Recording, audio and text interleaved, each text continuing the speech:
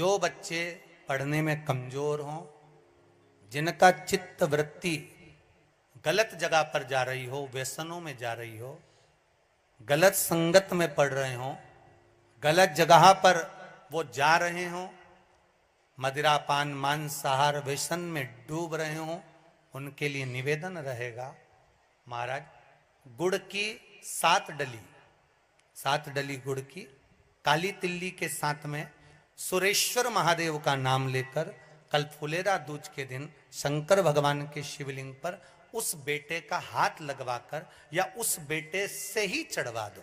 वो ना चढ़ाए तो आप चढ़ा दो, उसका नाम और गोत्र बोलकर। महाराज बच्चा गलत जगह पर नहीं जाएगा, उसकी बुद्धि ठीक जगह पर जाएगी, श्रेष्ठ जगह। और उनके लिए भी कहूंगा जिनके बेटा बेटी अगर कहीं गलत जगह पर जा रहे हो, कोई गलत अन्य धर्म की ओर, अन्य विचारों की ओर जा रहे हो और गलत धर्म में जाकर विवाह कर रहे हो, तो उनसे भी निवेदन रहेगा कि उसके लिए भी ये उपाय श्रेष्ठ कर है, श्रेष्ठ कर। कल फुलेरा दूज है, कल का दान पुण्य भजन कीर्तन नाम जाप स्मरण अविरल अमर होता है, अजर होता है।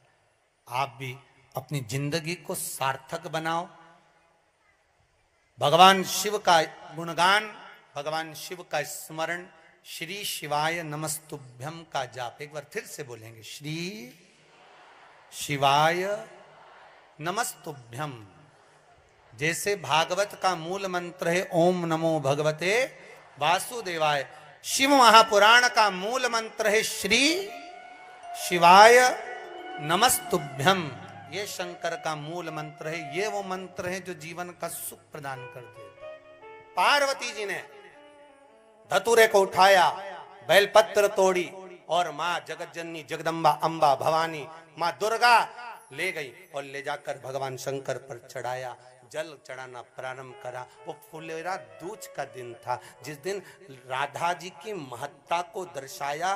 भगवान कृष्ण इतने प्रसन्न हुए कि पूरे ब्रजमंडल को प्रफुल्लित कर दिया, फूल चारों तरफ आनंदित होने लगे। वो फुलेरा दूज थी जिस दिन भगवान शंकर शिव के मस्तक पर, पिंडी पर, शिवलिंग पर धतूरा पहली बार चढ़ाया गया। वो फुलेरा दूज का दिन था। इसलिए शिव महापुराण की कथा कहती है जिस दिन कोई मुहूर्त नहीं हो, कोई काम नहीं हो, उस दिन केवल फुलेरा दूज के दिन आप किसी भी दुकान का, व्यापार का, व्यवसाय का, जन्म का, आदि का कोई भी मुहूर्त कर लो, वो कभी ठप नहीं हो सकता, वो बढ़कर ही चलेगा। सारी जिंदगी के कांटे निकल जाते हैं, सारी जिंदगी के कांटे समाप्त हो जाते हैं फुलेरा दूज।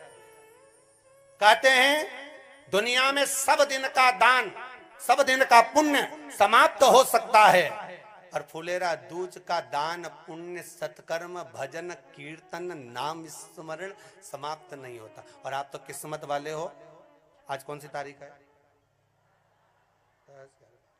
13, 14, 15 कथा के छठे दिन पड़ेगा हो।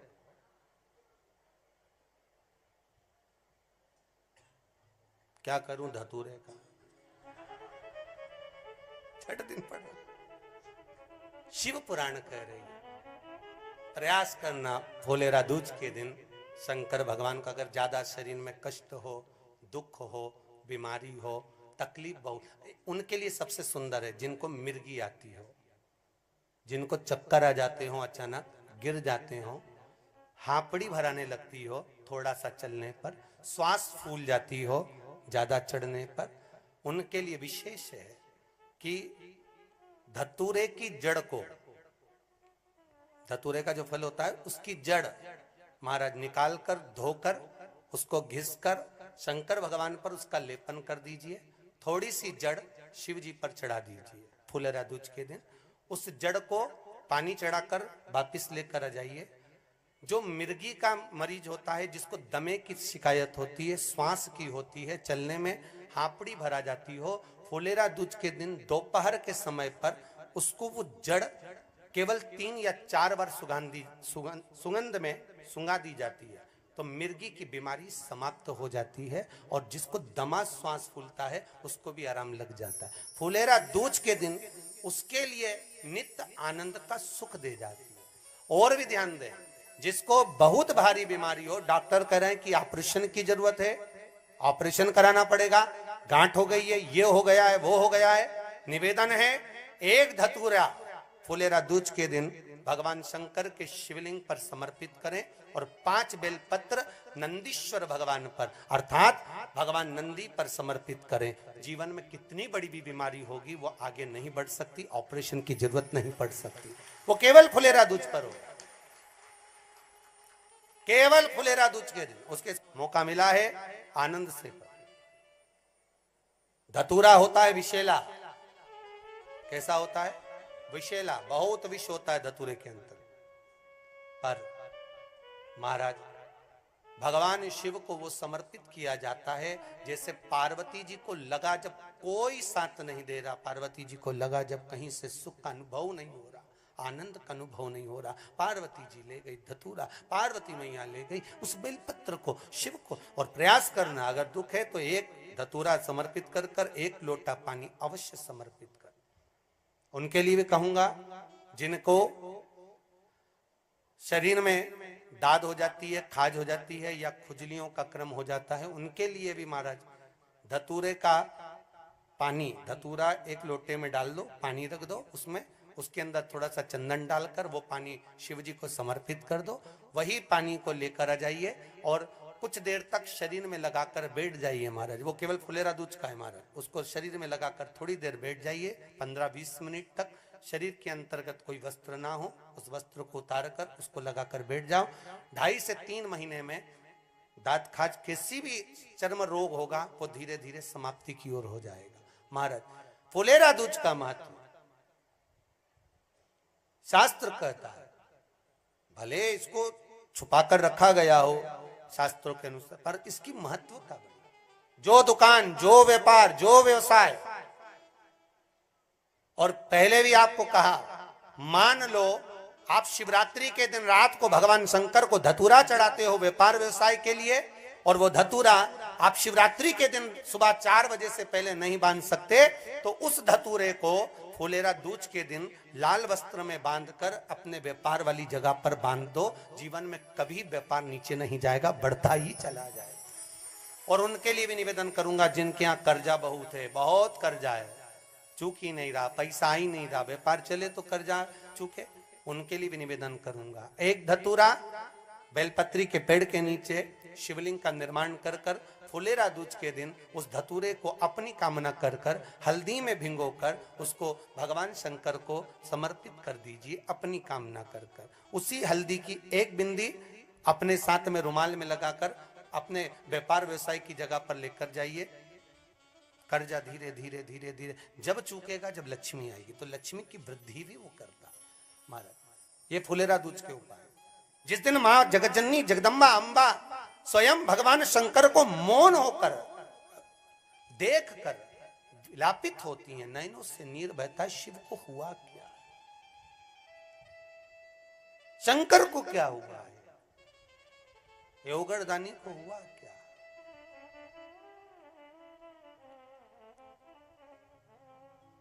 नयन जलता, मैं तो बैठी थी गंगा किनारे, मैं तो बैठी थी गंगा किनारे,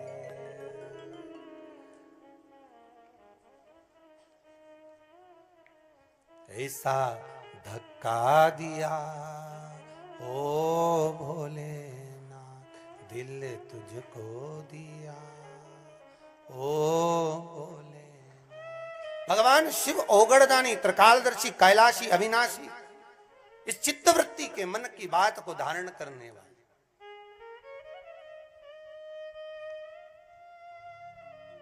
जिन लड़का और लड़की का विवाह नहीं हो रहा है,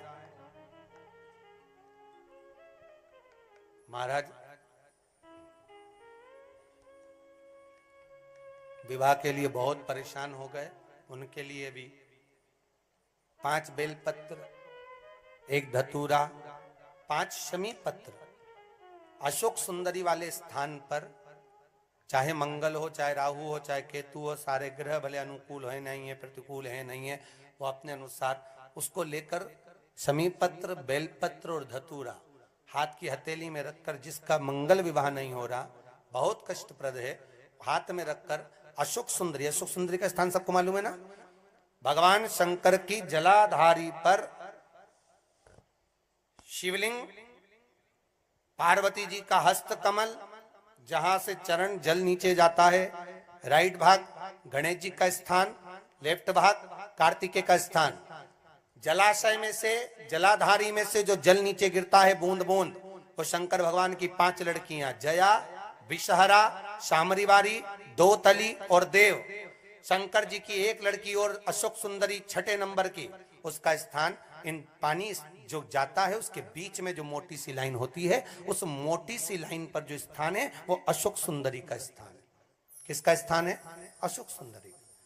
शंकर भगवान का संपूर्ण परिवार, जलाधारी माता पार्वती जी का हस्तकमल, चरण, राइट में गणेश जी, लेफ्ट में कार्तिकेय जी, बीच में अशोक सुंदरी, और ऊपर से जो 1-1 बूंद पानी गिरा रहा है वो है शंकर भगवान की 5 लड़कियां, जया, विषहरा, शामरीवारी, दोतली और देव। 5 बेटी, संपूर्ण परिवार शिव का एक स्थान।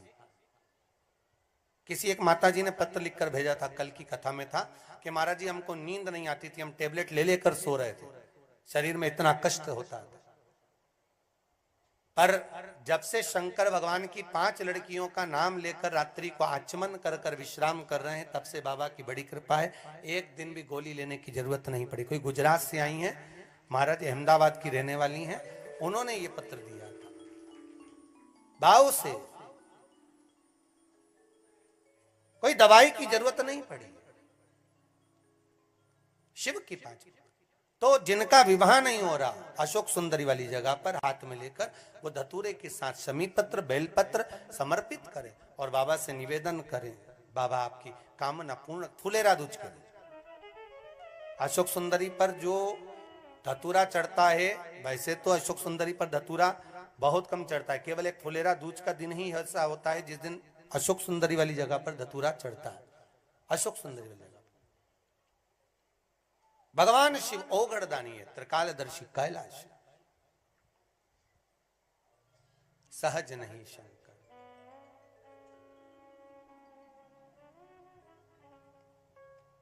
देखी है जब से ये तस्वीर तेरी, तब से बदल गई है, जम के बोलो, तब से बदल गई है तकदीर। जो कब क्या दे दे कोई भरोसा नहीं, कोई भरोसा नहीं। और हम संसारिक मनुष्य हैं, हीरा छोड़ बटोरी कांकड़, तृष्णा तनिक मरीना। हमने अपनी जिंदगी में जो रतन था भगवान के नाम का, जो शिव महापुराण थी, उसको छोड़कर, भगवान की भक्ति को छोड़कर संसार की वस्तुओं को पाने का प्रयास किया। संसार की वस्तुओं को पाने का प्रयास किया और उन वस्तुओं में सुख का भान नहीं है महाराज, उन वस्तुओं में सुख का अनुभव नहीं है।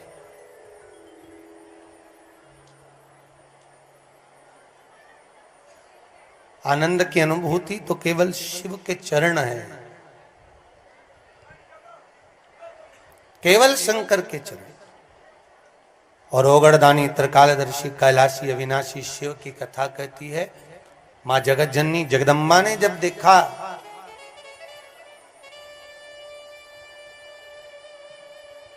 माता जब देख रही हैं, और देखो पहले भी कहा, आज फिर कहते हैं, शिव महापुराण पर विश्वास रखोगे।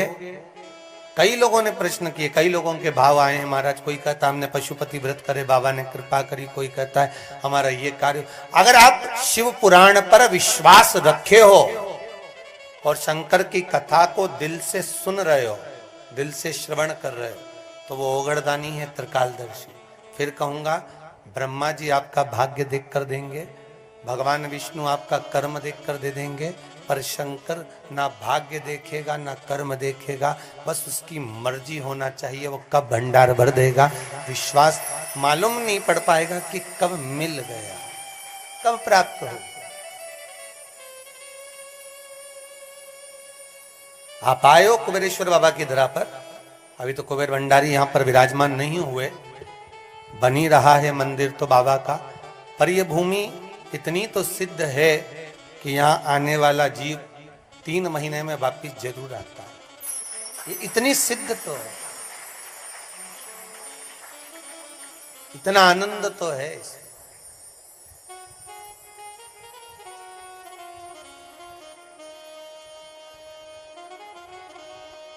कितना सुंदर भाव है महाराज जी, देखिएगा। कल एक मैया माता जी बोल रही थी, जब हम रात्रि को मिलने के लिए पंडालों में गए तो करें थी, हमने कहा तुम्हें रुद्राक्ष मिला? कहे गुरु जी नहीं। हमने पूछा क्यों नहीं लिया? अरे गुरु जी शिव पुराण सुनने के लिए आए हैं, शंकर की कथा ही अगर दिल से बैठ गई ना तो रुद्राक्ष तो शंकर जी घर देकर आएगा। विश्वास देखिए, भरोसा देखिए उसका। अगर शिव पुराण मिल गई, शंकर की कथा जीवन में अगर श्रवण करने को मिल गई तो बोले ना, फिर वही बात आ गई ना कि वो एक सिम, जब तुम पैदा हुए हर व्यक्ति के अंदर एक सिम लगाकर भेजिए, वो कंप्यूटर से फिट है, ऊपर के कंप्यूटर। उसको मालूम है कि तुम्हें क्या चाहिए, तुम किस लिए आए हो। इस भूमि पर जितने लोग कथा सुनने आए ना, बाबा ने कुछ दिया होगा, कृपा करी होगी या कृपा करने वाला होगा, इसलिए आप पहुंचे हो रे भाई। ऐसे तो कोई नहीं पहुंच सकता। यहां गंगा कम छूट रही। मन चंगा तो कठोते में गंगा। अगर गंगेश्वर साथ में होगा, भगवान गंगाधारी गंगेश्वर स्वयं शिव नजदीक में होगा, तो ईमानदारी से बोलो गंगा जाने की जरूरत नहीं पड़ेगी, गंगा यहां चलकर आए। संत श्री रविदास जी महाराज से मीराबाई के कहने पर एक बार मीरा से गांव के लोगों ने कहा, मीरा तूने भी गुरु बनाया तो किसको बनाया? एक चमड़े का जूता बनाने वाले रविदास जी को, चर्मकार को। मीराबाई बोली, मेरे गुरु जी के लिए अब शब्द मत बोलना, सबके सुन सकूं पर गुरु की नहीं सुन सकते। अगर गुरु निंदा में सुन लूंगी तो फिर भगवान तो मुझे मिल ही नहीं सकता कभी जीवन में।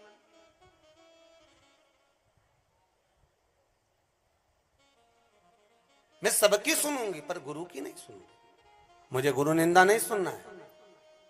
क्या कहना चाहते हो? अरे मीराबाई अगर गुरु बनाना था तो कहीं अच्छे को बना लेती। मीराबाई बोली, उनमें क्या कमी है? अरे मीरा, चमड़े का जूता बनाते हैं, चर्मकार हैं, चप्पल बनाते हैं, या तो एक काम कर दे, तू इतने राणा के घर की बहू, इतनी करोड़पति, इतनी धनपति, इतनी संपदावान, इतनी वैभववान, तो एक काम कर कि तू रविदास जी का आश्रम कहीं गंगा के घाट पर बना दे, किसी गंगा के घाट पर तू रविदास जी को विराजमान कर दे। अब जब चेला इतना अच्छा धनवान है, शिष्य इतना पैसे वाला है, तो गुरु के लिए कोई अच्छी जगह बना दो। मीराबाई कहने लगी, हाँ ये हो सकता है। तो मीराबाई तुरंत गई और मीराबाई ने गुरु रविदास जी के चरणों में नमन कर कर मीराबाई बोली कि गुरुदेव मेरे को आपका आश्रम बनवाना है। गुरुजी बोले, कहाँ? तो कि गंगा के घाट पर। गुरुजी ने पूछा क्यों? तो गुरुजी सारे संत महात्मा जोगी सन्यासी तपस्वी साधक उपासक सब गंगा के घाट पर बैठते हैं, तो आपको भी मेरे को गंगा के घाट पर बिठाना है एक आश्रम बनाकर। गुरुजी बोले, मैं काय को जाऊं गंगा के घाट पर? मेरे को क्या करना गंगा जी से? अगर गंगा जी को जरूरत है तो यहां आए। तो मीराबाई बोली, वो क्यों आएगी गंगा यहां? गंगा किस लिए पहुंचेगी यहां? और आप कह रहे हो गंगा यहां आएगी, तो गंगा कोई यहां आने वाली है क्या? भगवान बोले, क्यों नहीं आ सकती, क्यों नहीं आएगी? तू तो पानी पी और आराम से बैठ। मीराबाई बोले, मैं जल अंदर से लाऊं? रविदास जी बोले, काय को लाऊं? चमड़ा धो रहे थे, जिस बर्तन में, जिस पात्र में, जिस कठौते में, उसी चमड़े धोने वाले पात्र में रविदास जी हाथ जोड़कर बोले, गंगा मैया मीरा को प्यास लगी है, पानी दे दीजिए, प्यास लग रही है मीरा को। आप जल दे दीजिए।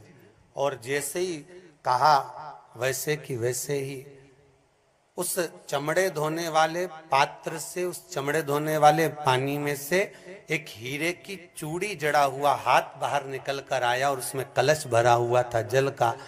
ले रविदास, ये जल लो और मीराबाई को पिला दो। ये जल लीजिए और मीरा को पिला दीजिए, दे दो मीराबाई को। रविदास मीराबाई से कहे, ले मीरा ये जल ले और पी ले। मीराबाई ने पूछा, ये हाथ किसका है? संत रविदास जी बोले, मीरा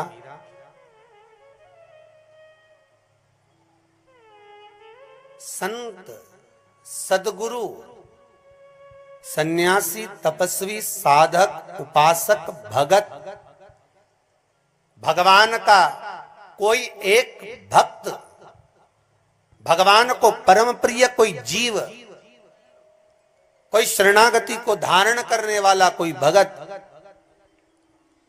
उसको गंगा जाने की जरूरत नहीं पड़ती। जहां संत रहता है, जहां भक्त रहता है, गंगा खुद दौड़कर वहां पहुंच जाती है, उसको जाना नहीं पड़ेगा। और केवल ये रविदास जी केवल रविदास जी के लिए नहीं कह रहे हैं, रविदास जी आप सब के लिए कह रहे हैं।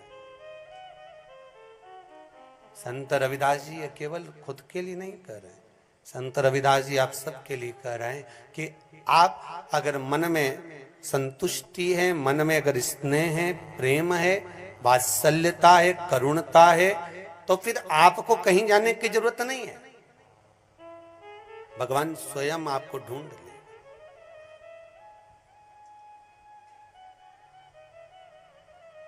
स्वयं ढूंढेगा।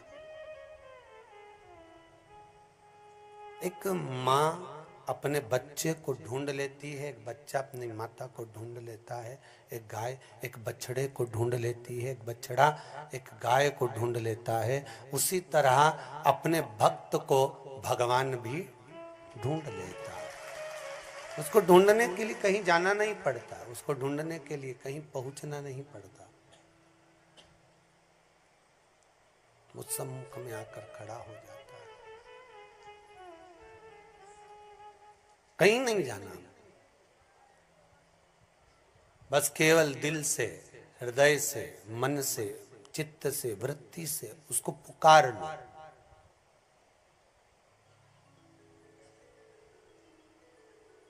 सामने आकर खड़ा मिल जाएगा।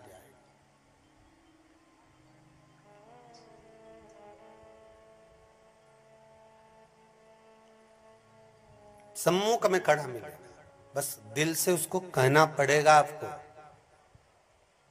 फिर वही वाली बात आ गई, जिससे स्नेह करते हो उसकी ना तो बुराई सुन सकते हो, ना उसको दुखी देख सकते हो। अगर आपने शिव से स्नेह करा है, भगवान शंकर से प्रेम करा है, शंकर से करुणता रखी है, स्नेह रखा, प्रेम रखा, वात्सल्यता रखी, स्नेह को, हृदय को, दिल को, चित्त को, वृत्ति को जोड़कर रखा है, तो दुख तुम्हारा होगा, पर रोने वाला वो कैलाशी विनाशी होगा कि इसको दुख है, इसको तकलीफ है। वो स्वतः रोएगा, वो स्वतः आंखों से अश्रु बहाएगा, वो स्वतः नैनों में जल भरा रहेगा।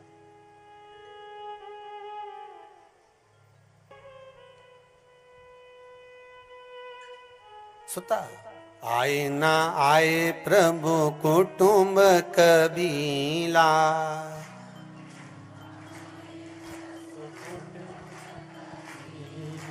आए ना आए प्रभु कुटुंब कबीला,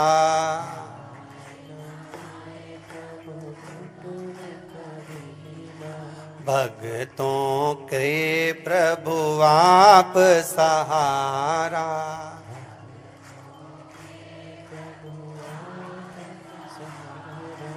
हम सब के भोले आप सहारा,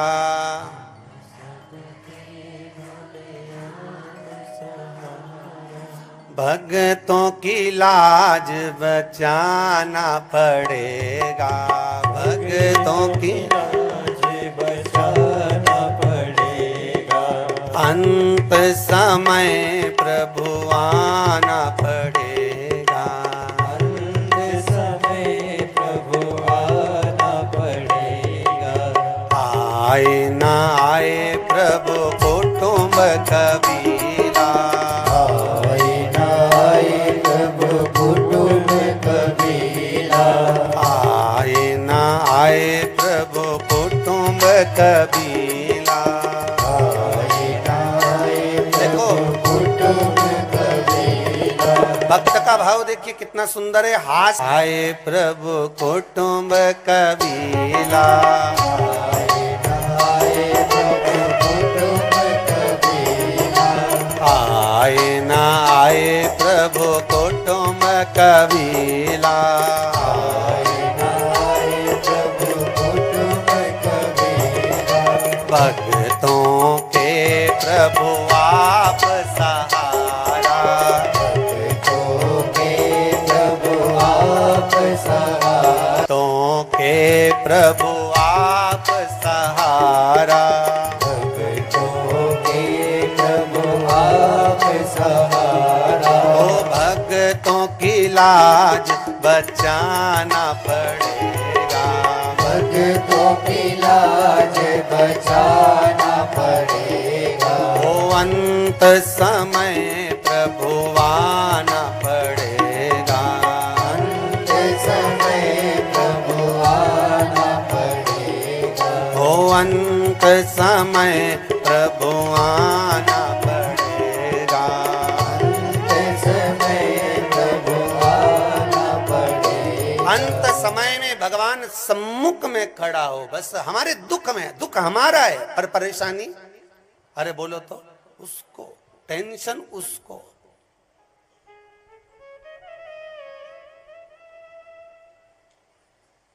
कौन आए, किसके लिए?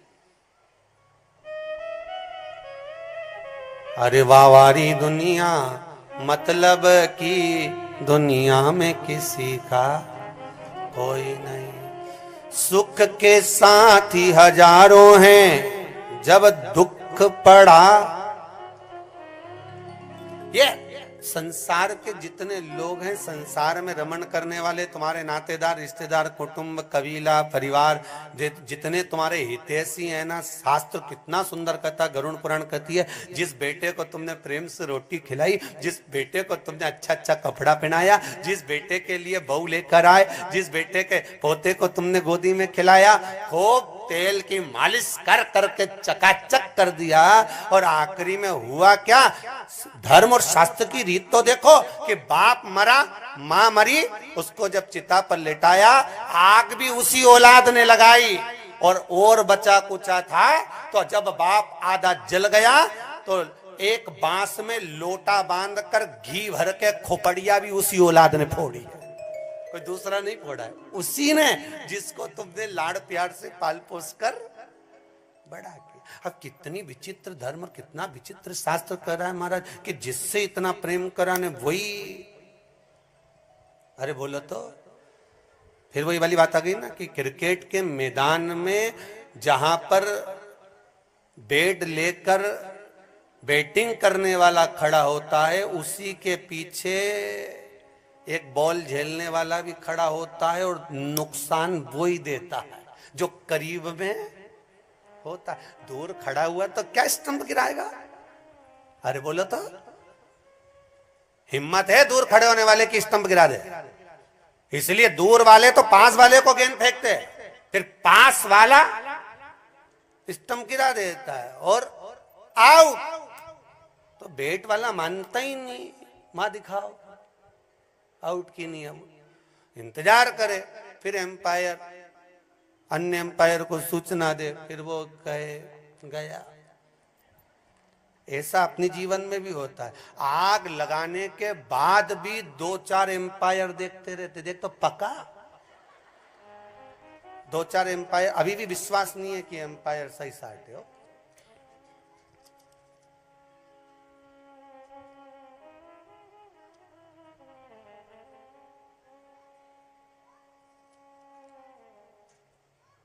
अभी भी रिटर्न सही नहीं आ रहा, रिटर्न सेट करिए। अगर मान लो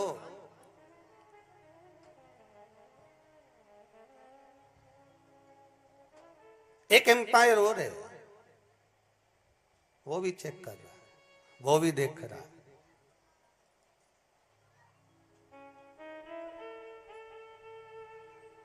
और यदि वो देख रहा है तो वो भी देखकर बता देगा कि हाँ अब गया, अब कुछ बचा नहीं, अब केवल शून्य है, केवल शून्य।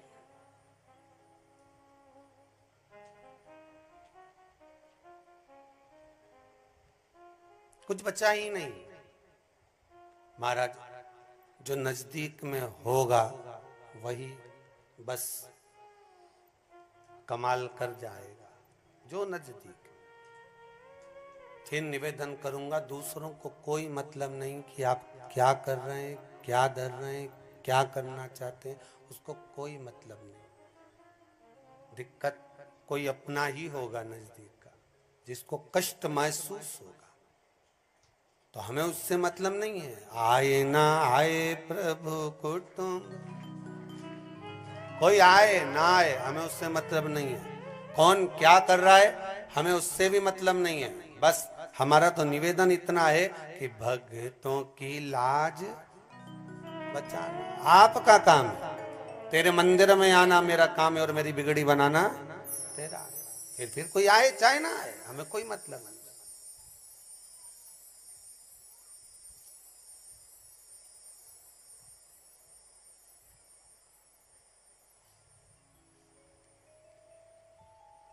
फिर हम कुछ जानते ही नहीं।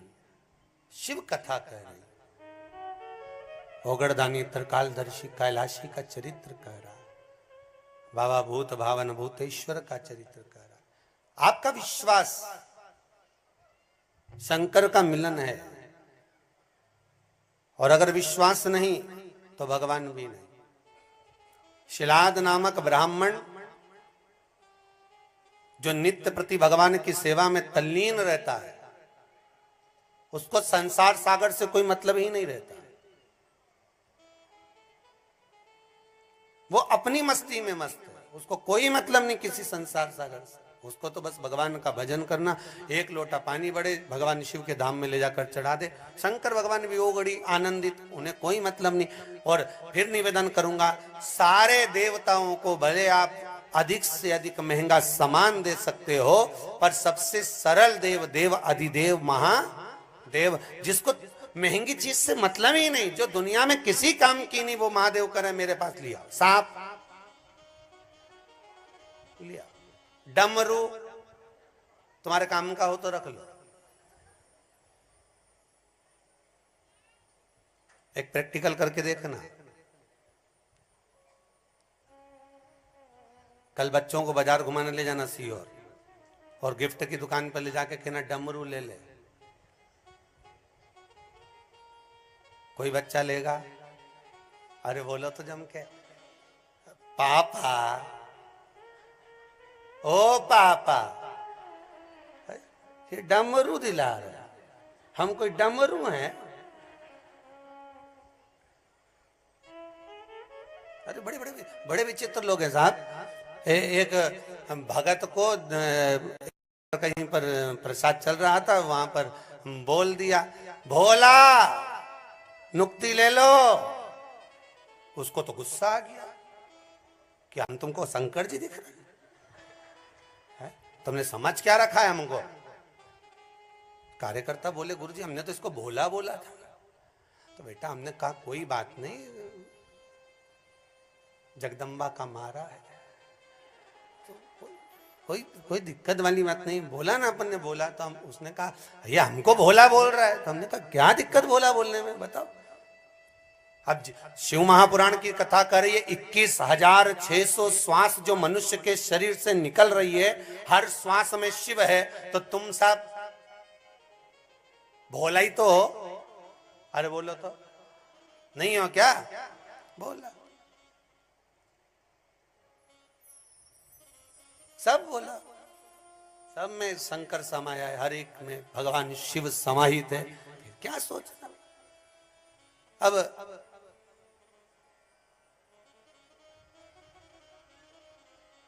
दिला दो बच्चों को, कोई को ले जाओ गिफ्ट आइटम की दुकान पर, कहना ले ले, और गिफ्ट दुकान वाले से कहना इसको डमरू दे दे, कहनी चाहिए रख लो तुम्हारे पास।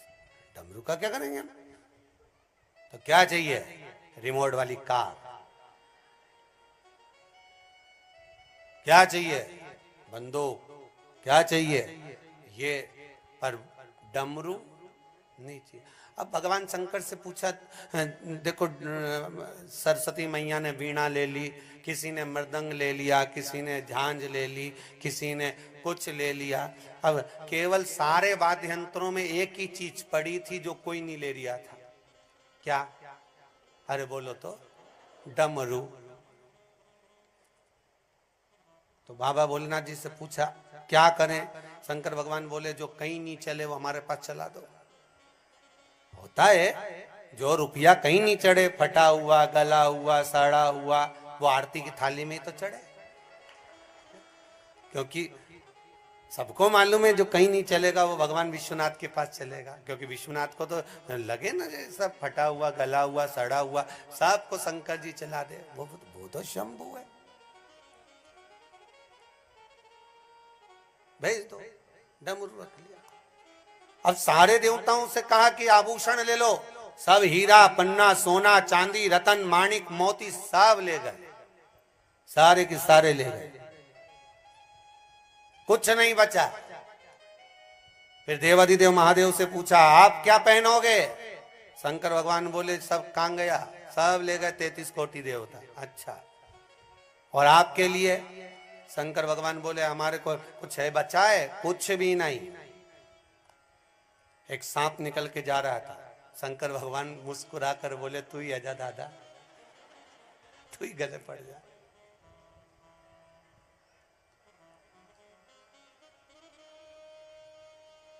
तो पूछा अगर गले में शंकर भगवान के सांप है तो शिवजी से पूछा आपने सांप क्यों धारण कर कर रखा है? तो शंकर भगवान बोले ये जितनी चीज देवताओं ने ली है ना, ये अगर कहीं एकांत में पड़ी मिल जाए तो लोग 1 मिनट नहीं छोड़े, और बब्बा कहीं का मिल जाए। ये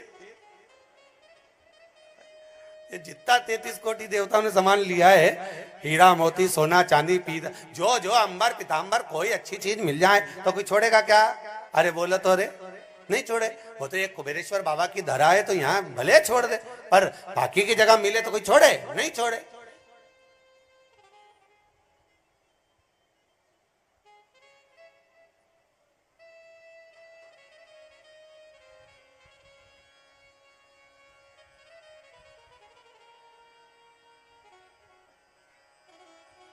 कल रात को जो कार्यक्रम चल रहा था उसमें ये बख्शिश ग्रुप जो आया है देहरादून से, उन्होंने एक भजन चला दिया, उसमें वो नागिन की धुन चल रही थी, सुना था? अब ये तो नागिन की धुन चला है, बापड़ा हमारा जीवड़ा धड़धड़ा है। हमने कहा कुबेरेश्वर बाबा की धरा जंगल, और एक बार धुन में अगर निकल गया है ना तो ये जितना नाच रहे ना सब बाहर, एक नहीं दिखेगा। वो तो बाबा की धरा है तो बाबा साथ रहा है हो। अब जो हमने इशारा भी करवाया, लड़के को बुलवा के बोला भी सर ये कौन सी धुन लगा दी कि 2 मिनट बाद बदल जाएगा। हमने कहा 2 मिनट में बब्बा आ गया तो धुन तो बदल जाएगी पर आदमी बदल जाएगा। अब कैसे तो कहा शिव, ए भैया तू ही मेरे गले में आ जा। तो सांप पूछ रहा है कि आप मुझे क्यों धारण कर रहे हो, मुझे क्यों धारण कर रहे हो,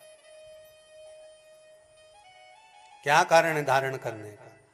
तो शिव महापुराण की कथा में बाबा विश्वनाथ भगवान शंकर कहते हैं कि अगर ये आभूषण धारण करेंगे तो ये कहीं एकांत में छोड़ भी दिए तो वो कोई ले जाएगा, छोड़ेगा नहीं। पर अगर देव अधिदेव महादेव कर रहे हैं कि मेरे गले में जो सर्प पड़ा हुआ है, मेरे गले में जो सांप पड़ा हुआ है, इसको कोई लेगा ही नहीं, कहीं पे भी छोड़ दो।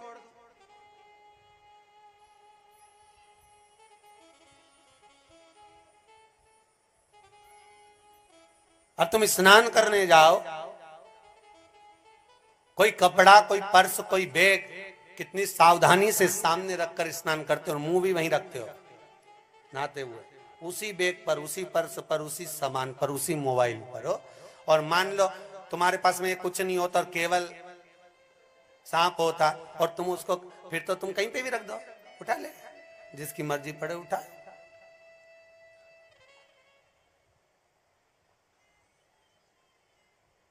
फिर कौन उठाए? महाराज बाबा कह रहे हैं मुझे वो चीज दे दो जो किसी के काम की नहीं है। फिर दे दिया बाबा को, तो बड़े प्रेम से क्या प्रदान करा, तो कहा बाबा ने अपने सुंदर भावों में, आनंद में डमरू भी ले लिया, सर्प भी ले लिया। अब वाद्यंत्र जितने बचे थे सारे के सारे चले गए। बाद में शस्त्र जो थे, तलवार किसी ने लिया, किसी ने शंख लिया, किसी ने कुछ लिया, किसी ने सुदर्शन लिया। तो बाबा से पूछा तुम क्या लोगे? भगवान बोले जो किसी काम का नहीं हो वो मुझे दे दो। ने कहा त्रिशूल पकड़ा दो, त्रिशूल दे दिया।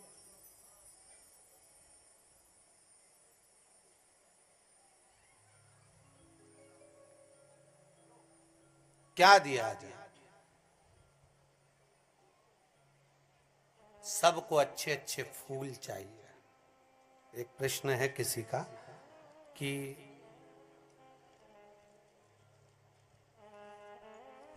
अच्छा प्रश्न है वो भी,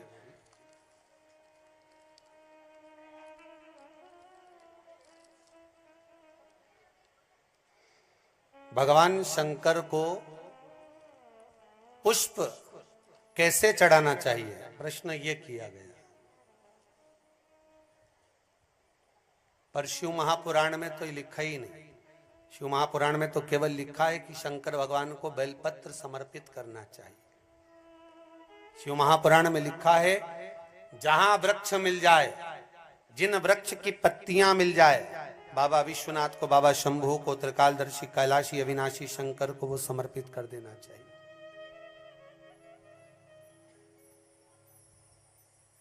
सब देव को पुष्प चाहिए, सुगंध चाहिए, अच्छा चाहिए।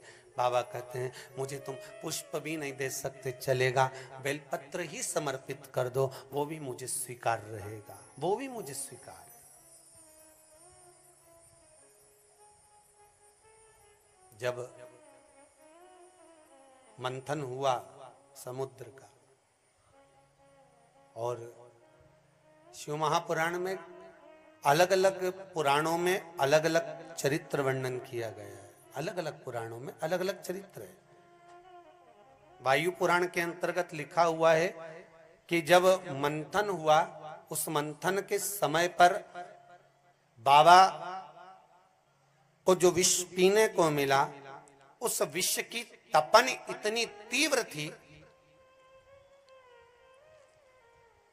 तपन इतनी तीव्र थी कि उस तपन का जो भाव था शंकर भगवान के मस्तिष्क पर चढ़ गया और पार्वती जी को लगने लगा कि ये विश्वनाथ, ये शंभू, ये भोलेनाथ, ये त्रिकालदर्शी, ये कैलाशी, ये अविनाशी, मेरा कुबेर भंडारी, ऐसा लगता है कि अब ये नीचे गिर जाएंगे। तब पार्वती मैया को लगा, तो पार्वती मैया दौड़कर उसी समय भगवान शिव के नजदीक में जब पहुंची तो देखा कि बाबा तो एक जगह पर मौन हो बैठे हुए।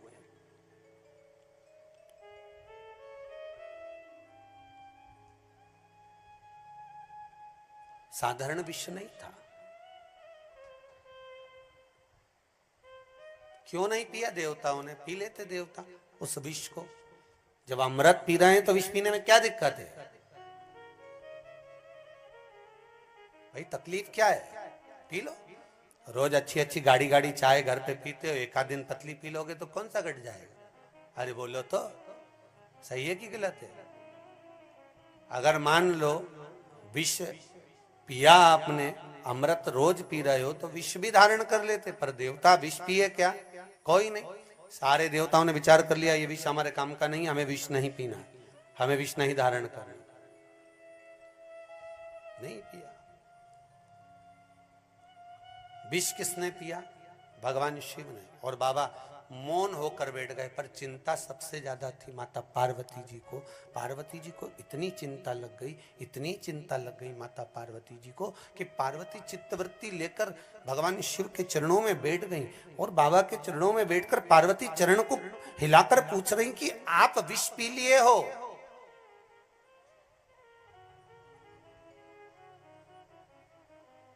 और मुझे लगता है कि यह विष आपके मस्तिष्क पर चढ़ गया।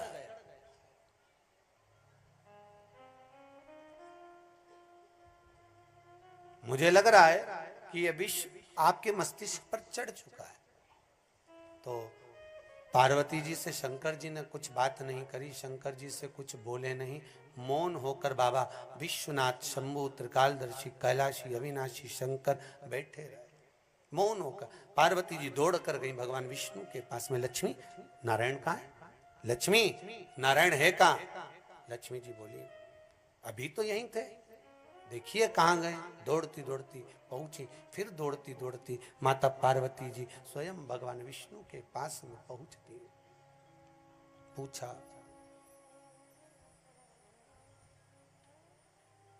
गया।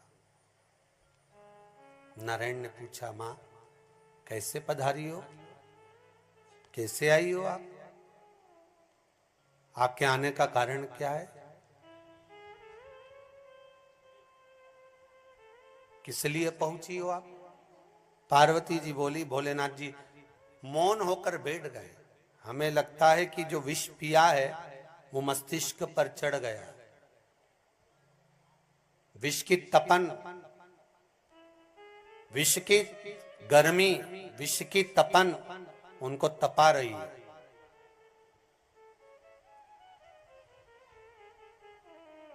और विष की तपन जब उन्हें तपा रही है तो उस तपन से थोड़ी उनको मुक्ति तो दिलाना पड़ेगी। नारायण एक काम करो, आप थोड़ा सा विष का हिस्सा अपने ऊपर ले लो, थोड़ा सा विष का हिस्सा अपने ऊपर ले लो। और यदि थोड़ा सा भी विष का हिस्सा आप ग्रहण कर लोगे, थोड़ा सा भी विष यदि आपने ग्रहण कर लिया, थोड़ा सा भी विष यदि आपने पी लिया, उस विष का भाग यदि आप ग्रहण कर लोगे तो ये विश्वास है कि भगवान शंकर के मस्तिष्क पर जो विष का तपन चढ़ा है वो कम हो जाएगा। आप उस विष को धारण कर लीजिए, आप उसको ले लीजिए। बहुत सुंदर चरित्र है महाराज जी। सुख दुनिया के लोग बांटना चाहते हैं। क्या बांटना चाहते हैं? सुख का आनंद। पर दुख दुनिया के लोग कोई बांटने वाले नहीं होंगे। दुख आपको ही अपना दुख सहन करना। बस इतना जरूर हो जाएगा, कोई आएगा दवाई दे जाएगा, तो कोई आएगा गोली दे जाएगा, कोई आएगा बीपी नाप जाएगा, कोई आएगा शुगर नाप जाएगा, कोई आएगा कुछ कर कर चले जाएगा। पर उस दुख को सहन किसको करना है? अरे बोलो जमकर, अपने को, खुद को। कष्ट सहन करना है अपने को, खुद को। ये वही प्रसंग आ गया। पति 8 घंटे 10 घंटे दुकान पर ड्यूटी देता है, नौकरी करता है, कमाता है, दुकान पर बैठकर पैसा लेकर आता है। झूठ बोलेगा, बेईमानी करेगा, छल करेगा, कपट करेगा, प्रपंच करेगा, कमाएगा। 1 रुपए का 4 रुपए करेगा, 2 रुपए करेगा, 10 रुपए करेगा। कैसे भी झूठ बोलकर, प्रपंच कर कर, छल कर कर, बेईमानी कर कर, कपट कर कर, कमाकर पति लेकर तो आ जाएगा। पर जब प्राण छूटने का समय आएगा, यम की कैद चढ़ोगे, तब आखिरी में यम की कैद चढ़ने पर यमराज जब कैद में डालेगा, 94 तरह के नरकों को जब भोगना पड़ेगा, उस समय पर आंखों में जल भरकर कहेगा, मैंने झूठ अपने बच्चों को पढ़ाने के लिए बोला था, मैंने छल अपने को आगे बढ़ाने के लिए करा था, मैंने प्रपंच, मैंने बेईमानी अपनी पत्नी और बच्चों के लिए करा था, मकान बनवाने के लिए, दुकान बनवाने के लिए, घर बनवाने के लिए मैंने सारा झूठ, प्रपंच, छल, बेईमानी सब कुछ करा। अगर मुझे नरक भेज रहे हो तो मेरी पत्नी और बच्चों को भी भेजो। तो इतने में यमराज भी कह देगा, झूठ तूने बोला, कपट तूने करा, बेईमानी तूने करी, छल तूने करा। तेरी पत्नी ने और तेरे बच्चों ने कभी बोला कि पिताजी झूठ बोलना, कपट करना, बेईमानी करना, छल करना? तो भोग भी तू ही भोगेगा, पत्नी और बच्चे नहीं भोगेंगे। इसलिए पत्नी और बच्चों से निवेदन है, तुम तो चकाचक गुलाब जामुन खाओ, तुम्हें टेंशन लेने की जरूरत नहीं है।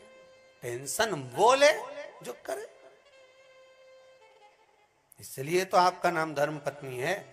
धर्म के पथ पर आप चलते हो, इसलिए आपको बार बार कहते हैं कि आप हो जो पति को जगा सकते हो, आप हो जो अपने पति से कह सकते हो कि किसके लिए कमा रहे हो, किसके लिए। 8-8 10-10 घंटा सवेरे 8 बजे से लेकर 12-12 1-1 बजे तक दुकानें खोल कर बैठे हो।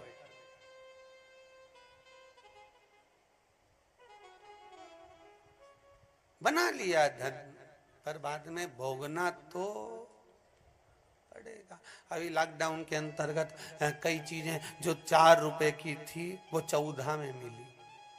बोलो रे सही है कि गलत? जो 14 की थी वो 28 में मिली।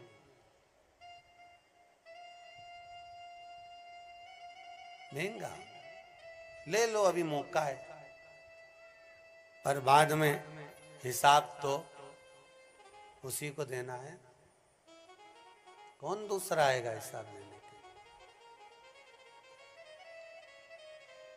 मत बुरे कर्म कर बंदे वरना पछताएगा। भगवान की आंखों से तू बच नहीं पाएगा, तू बच नहीं पाएगा। अरे ओ अज्ञानी मत करना दानी। भले दुनिया के लोग तुमसे हिसाब लें ना लें, पर ऊपर जाते से ही एक एक चीज का हिसाब मांगा जाएगा कि 21,600 श्वास तुझे प्रतिदिन मिली थी। 3.5 करोड़ रोम छिद्र मनुष्य के शरीर में दिए थे। 3.5 करोड़ बार भगवान का नाम लेने के लिए हिसाब देना पड़ेगा। एक एक श्वास का रोएगा, तड़फेगा, चिल्लाएगा।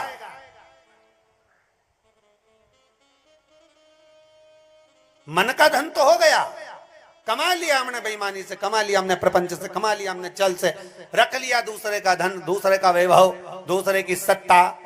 रोना तो पड़ेगा।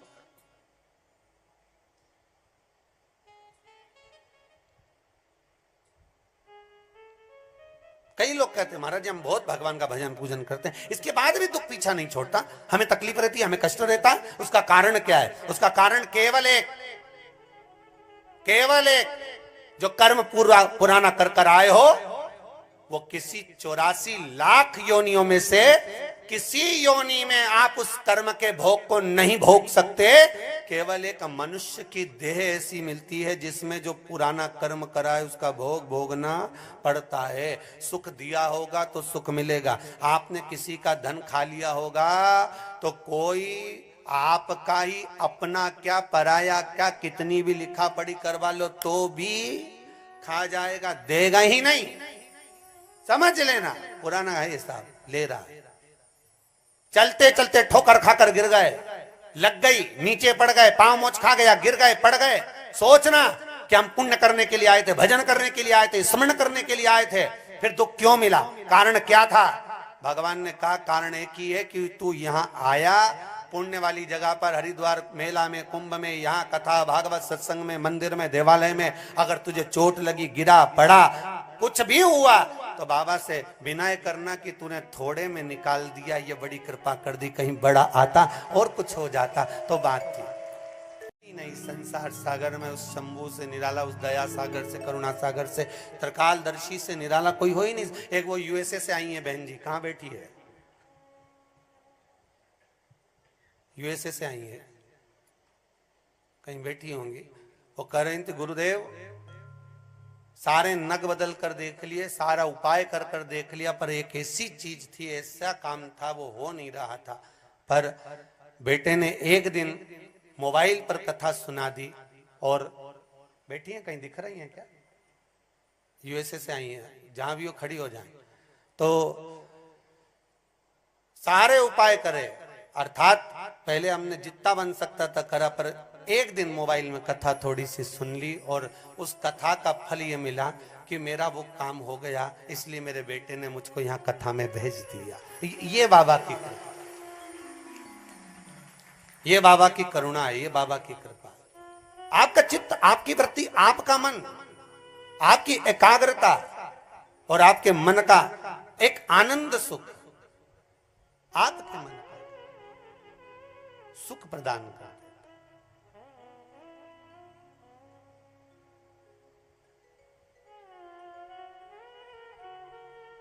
उससे केवल एक दिल का जुड़ा हो, अगर मान लो कष्ट भी है तो बाबा के भरोसे पर कि वो करेगा करेगा। ओ मैंने सारे सहारे छोड़ दिए, एक तेरा सहारा काफी। बस उसका भरोसा, उसकी दृढ़ता, उसकी एकाग्रता, उसकी चित्तवृत्ति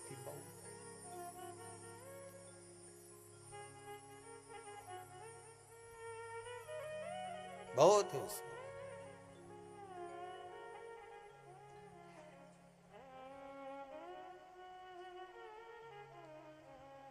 महाराज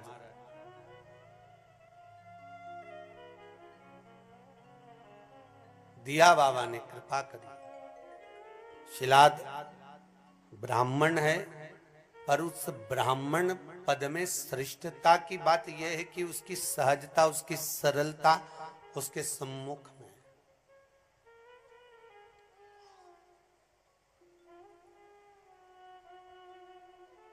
उसकी सहजता, उसकी सरलता उसके सामने। शिव महापुराण की कथा कर रही है, भूत भावन भूतेश्वर भगवान शिव की करुणा सागर शंकर की कथा कर रही है कि बाबा शंभू ने अपने पास में जो रखा वो आनंद का देने वाला है। पार्वती मैया ने भगवान विष्णु से कहा तुम ले लो। इस थोड़े से विष को भगवान नारायण ने नहीं लिया, ब्रह्मदेव से जाकर निवेदन करा आप इस विष को ले लो जो शंकर ने पिया है। शिव एकांत में मौन होकर बैठे हैं क्योंकि वो विष सिर पर चढ़ चुका है, आप इसका भाग ले लीजिए। शंकर का उस विष का भाग ब्रह्मा भी नहीं ले रहे हैं, इंद्र से कहा आप ले लो, नहीं। संसार सागर कितना विचित्र उसको देखिएगा। जलदेव को जाकर पार्वती ने कहा कि विष तुम ले लो, पृथ्वी से स्वयं जगदम्बा कह रही है कि विष का भाग तुम ले लो।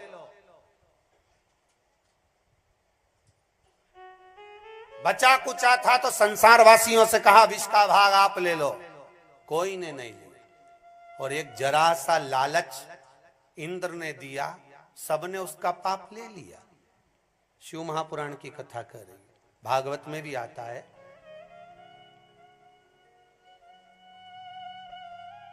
त्वष्टा ऋषि का वध का पाप, ब्राह्मण हत्या जब सिर चढ़ गई, महाराज विश्वरूप जी की मृत्यु का भाग जब सिर पर चढ़ गया और मस्तक पर जब एक ब्राह्मण की मृत्यु का भाग इंद्र के मस्तक पर चढ़ा, तब इंद्रदेव ने कमल की डंडी के अंदर छुपे रहे। देव ऋषि नारद ने पूछा क्यों छुपे हो? कहा ये ब्राह्मण की हत्या का जो पाप है वो मेरे मस्तक पर चढ़ा है, छूट नहीं रहा है, तो इसको कहीं देना पड़ेगा। नारद जी बोले चलो एक काम करो, जल को दे दो। जल को कहा तुम ब्राह्मण की हत्या का दोष ले लो। जलदेव ने कहा हम काय को ले तुम्हारा पाप? तो इंद्र ने कहा ले लो, हम तुमको कल कल कर कर बहाते रहेंगे। जरा सा लालच मिला और वो जल ने ब्राह्मण हत्या का पाप ले लिया। तो जल के ऊपर जो फेन रहता है वो ब्राह्मण हत्या का अंश रहता है। अग्नि देव से कहा आप ब्राह्मण हत्या का अंश ले लो। अग्नि ने कहा मैं क्यों ब्राह्मण हत्या का अंश लूं, मेरा क्या लाभ? अग्निदेव हम तुमको प्रज्वलित रखेंगे। अग्नि ने ब्राह्मण हत्या का अंश लिया, तो अग्नि के ऊपर जो नीली लपट होती है वो ब्राह्मण हत्या का अंश होती है। जब ब्राह्मण यज्ञ कराते हैं तो अग्नि को सीमित रखते हैं। अगर अग्नि ऊंची जाएगी उसमें ब्राह्मण हत्या लग जाएगी, ब्राह्मण हत्या लगी तो वो यज्ञ खंडित हो जाएगा, उस यज्ञ की कोई महत्वता नहीं रहेगी, फिर उस यज्ञ गया, उस यज्ञ की कोई मूलता नहीं,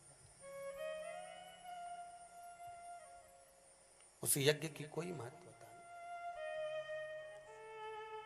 जजमान तो ज्यादा घी डालता है कि आंच और ऊपर जाए, अग्नि और ऊंची जाए, हमारा यज्ञ बहुत बढ़िया चल रहा है।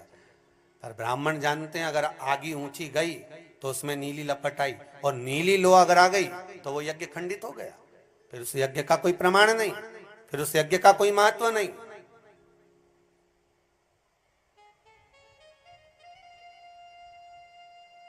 उस यज्ञ की कोई मूलता नहीं है। इसलिए ब्राह्मण शरबत बनाकर अपने पास में रखते हैं, थोड़ा सा दूध और दही मिलाकर, जैसे ही आंख ऊपर गई, अग्नि ऊपर गई, ने लोटा भर के डाला जिससे आंच नीची हो जाए, ऊंची नहीं जाने। तो अग्नि को दिया ब्राह्मण हत्या का अंश। फिर पृथ्वी को दिया है, पृथ्वी आप हमसे ब्राह्मण हत्या का अंश ले लीजिए। पृथ्वी ने पूछा ब्राह्मण हत्या का अंश हम, हाँ आप ले लीजिए, मेरा लाभ क्या होगा? तो कहा ब्राह्मण हत्या का अंश यदि आप ले लोगे तो इस ब्राह्मण हत्या का अंश लोगी तो हम आपको सदा आनंद में हरी भरी बनाकर रखेंगे। तो पृथ्वी ने ब्राह्मण हत्या का अंश लिया, तो पृथ्वी का जो बंजर भाग है वो ब्राह्मण हत्या का अंश है। इंद्रदेव ने स्त्रियों को देख लिया, ये ले लेंगे ब्राह्मण हत्या का अंश, आप ले लो, आपको सुंदर बनाकर रखेंगे, बुढ़ापे तक आपको युवान बनाकर रखेंगे। स्त्री ने कहा ठीक है। स्त्री का रजो धर्म धारण करना, रजस्वला होना, ये ब्राह्मण हत्या का अंश है। बांट दिया ब्राह्मण हत्या। अब यही पार्वती मैया सबको देने गई थी कि अमृत की जगह ये थोड़ा सा विष ले लो, थोड़ा सा हिस्सा ले लो, थोड़ा थोड़ा ले लोगे तो चल जाएगा। कोई ने लिया नहीं, और इंद्र ने दिया तो तुरंत ले लिया, क्योंकि वहां उसका लाभ भी तो हुआ। हम तुम्हें सुंदर बना के रखेंगे, तुरंत ले लिया, तुरंत। हम तुम्हें पृथ्वी को हरी भरी बना कर रखेंगे, हमने तुरंत लिया, तुरंत। अग्नि ने ले लिया। ये संसार सागर है।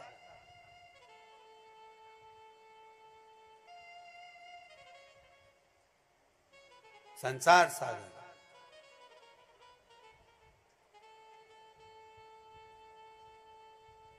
समझ गए, पार्वती मैया जान गई ऐसे काम चलने वाला नहीं है। वायु पुराण कहती है, स्कंद पुराण कहती है, शिवरात्रि के दिन, वायु पुराण के अंतर्गत आता है कि शिवरात्रि के दिन जो मंथन कर कर विष प्राप्त हुआ था, वो विष भगवान शंकर ने जो पिया था, पीने के बाद बाबा भूत भावन कुछ देर विश्राम के लिए बैठे, कुछ देर, और अंत में फिर माता पार्वती ने देख लिया जब कोई नहीं आ रहा, कोई साध नहीं रहा, तब पार्वती जी गई और बेलपत्र तोड़कर माता जगत जननी लेकर आई। वहीं पर एक कांटों से परिपूर्ण फल लग रहा, जिसको हिंदू धर्म में क्या कहते हैं, धतूरा कहते हैं। कांटों से परिपूर्ण था, पूर्ण तरह से था।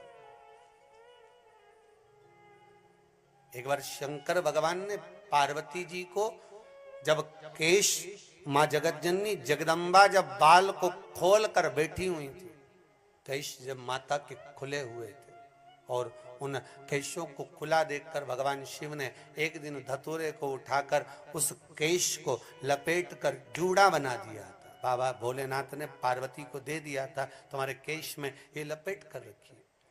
माँ जगत जननी उसको जब रखी तो पार्वती जी ने एक दिन पूछ लिया था भूत भावन भूतेश्वर शंकर से कि ये है क्या, ये कांटों से भरा हुआ, कांटों से परिपूर्ण, कांटों ही कांटों में समाहित, आखिर क्या है? शंकर भगवान ने कहा था पार्वती, ये तेरे मस्तक पर इसलिए लगाया गया कि तुझे शीतलता का अनुभव हो। पार्वती जी जान गई कि बाबा ने मेरे को दिया था वो धतूरा। क्या दिया था? धतूरा। पार्वती जी को आज याद आ गया कि उस दिन बाबा कहे थे तेरे मस्तिष्क की शीतलता के लिए तुझे प्रदान कर रहा हूं, तो क्यों ना इस धतूरे को मैं बाबा को समर्पित कर दूं। और बेलपत्र धतूरा उठाकर मां जगत जननी जगदम्बा माता पार्वती भगवान शंकर जहां विराजमान थे शंकर जी के ऊपर ले जाकर चढ़ाकर माता पार्वती ने जल का बिंद चढ़ाना, जल पर जल चढ़ाना चालू करा। जब देख लिया कि कोई साथ नहीं दे रहा, जब देख लिया कोई इस विष का हिस्सा नहीं कर रहा, जब देख लिया कोई साथ देने को तैयार ही नहीं है, जब देख लिया कि कोई नहीं आवे ना आए प्रभु कुटुंब कबीला, आए ना आए प्रभु कुटुंब कबीला, आए ना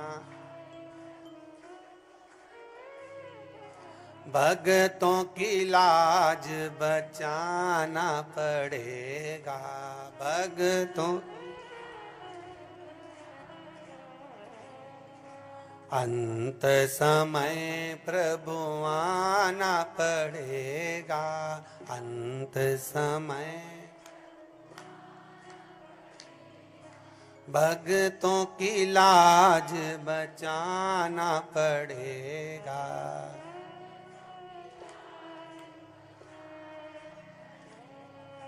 भक्तों के दुखड़े मिटाना पड़ेगा।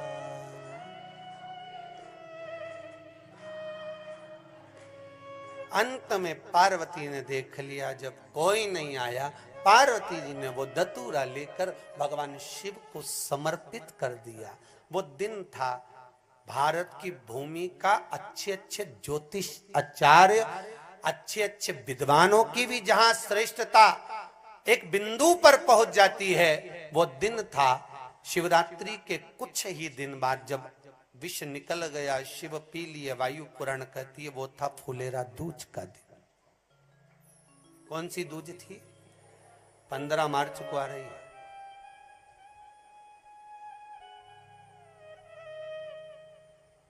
कौन सी दूज है? फुलेरा। और केवल फुलेरा दूज का महत्व केवल शिव पुराण नहीं, वायु पुराण नहीं, भगवान कृष्ण का भी चरित्र कहता है। राधा जी जब रुष्ट होकर एक सखी के जरा से छल बिंदु पर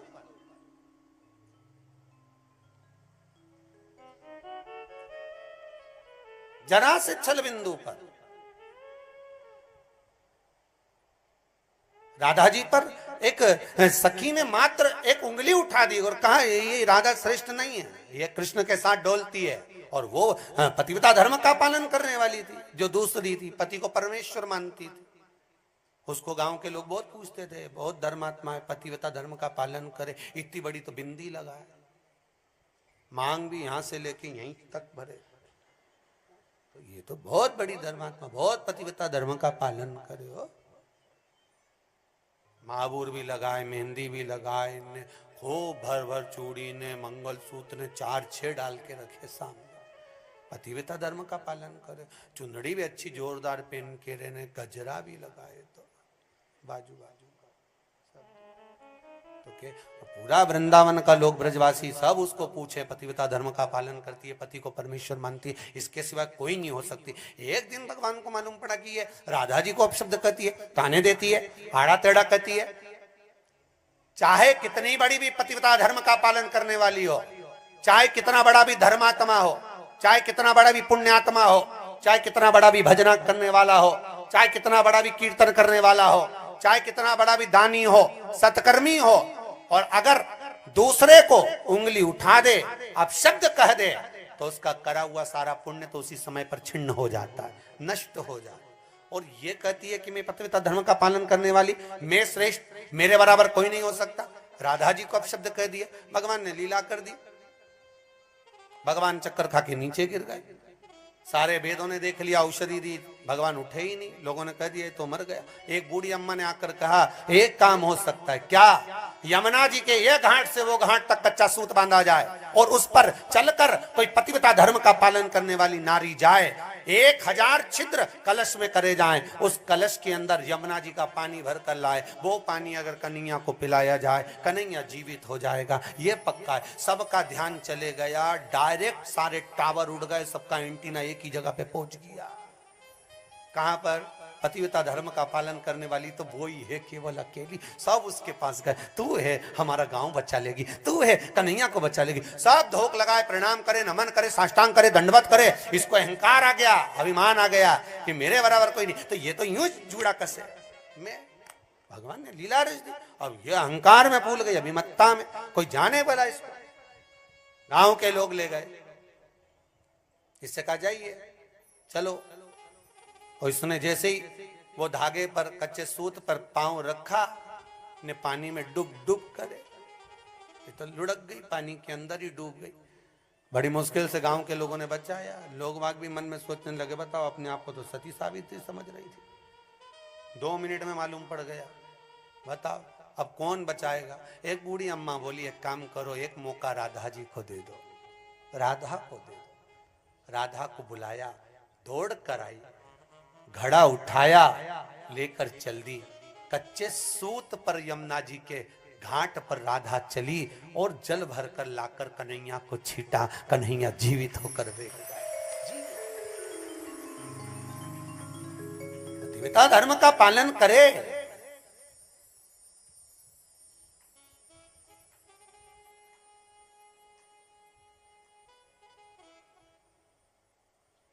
मैं तो धोख लगाऊं, रोज धोख लगाऊं, ये कहीं करे।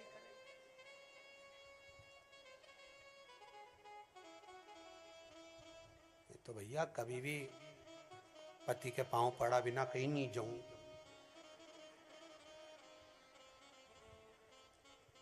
ऊपर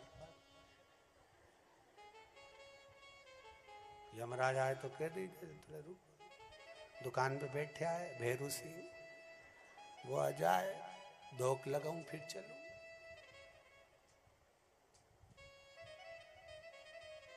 यमराज ने भी भैरू सिंह के भेजा, जा रहे चाय पिया।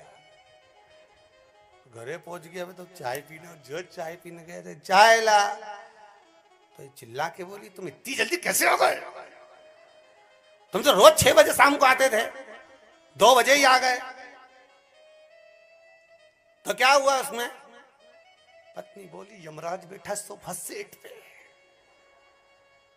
ले जाने के लिए। मैंने उसको कहा था कि मैं उनके पांव पड़ के जाऊंगी, कम से कम 6 बजे तक रुक तो जाते। पति बोला, मुझे क्या मालूम था, मैं तो 12 बजे आ जाता।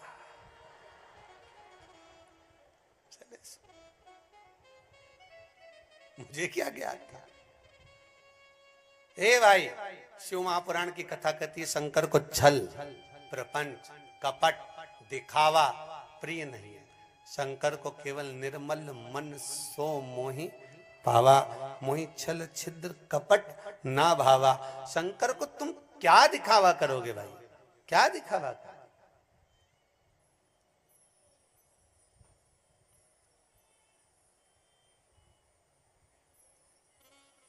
अच्छा, सारे कई लोगों को देवी देवता आए रे, कई लोगों को आए कि इनके देवी जी आ गई, इन्हें घूमी पड़े जोरदार। तो क्या इनके देवता जी आ गया, घूमे पड़े, यहां कूदे ना वहां कूदे। किसी के शंकर जी नहीं आया कभी? एक बार अजय जोरदार ने तो धतूरा चढ़ा दे इनके। जैसे शंकर जी आना आसपास में 100-150 धतूरा रख दो उसके आसपास, तो क्या गया। शंकर जी आया भी था नहीं, गया अब भी गया। तो क्या इतना चुप गया, पांव हाथ में सब दूर भर गया। तो शंकर जी 1 मिनट नहीं टिकिया ने, निकल के बाद वो देवी जी जब तक आए, जब तक तिलक करो, जब तक नहीं जाऊं तिलक नहीं करो, थल जल्दी थल ढूंढ के ला। पंडित जी के परेशान कर दिया बापड़ा उनके, दौड़ा पंडित जी ने लाया, थल लगा। अब तक गंगा जी आई गई, ला नरियल में फोड़ा पड़ा, और जो नरियल फोड़ा और एकांग नरियल जो पांव पे पड़ा, गंगा गई, आई भी थी न चली गई तुरंत, 2 मिनट नहीं टिकी।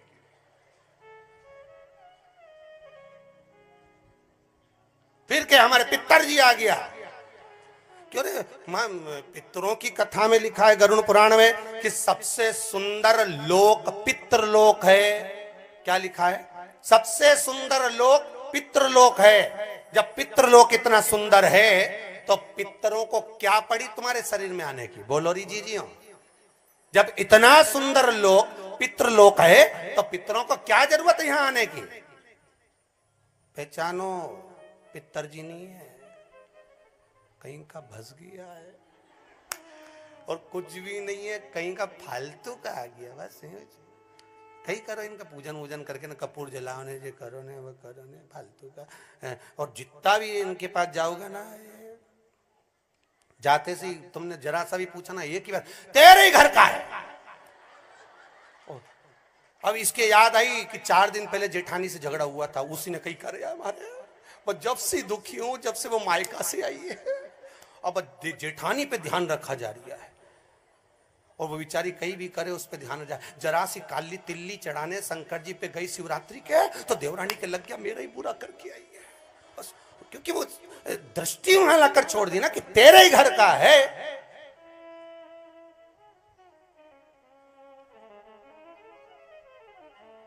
और भगवान ने दाना भी ऐसे गिने रे, कोई दे दो उठा के, घूमती घूमती 4-5 दाना दे देंगे, पूरा है, पूरा है, पूरा है। अब हमें नहीं संपट पड़े क्या पूरा है, तो समझ में आया टंकी में पानी पूरा है।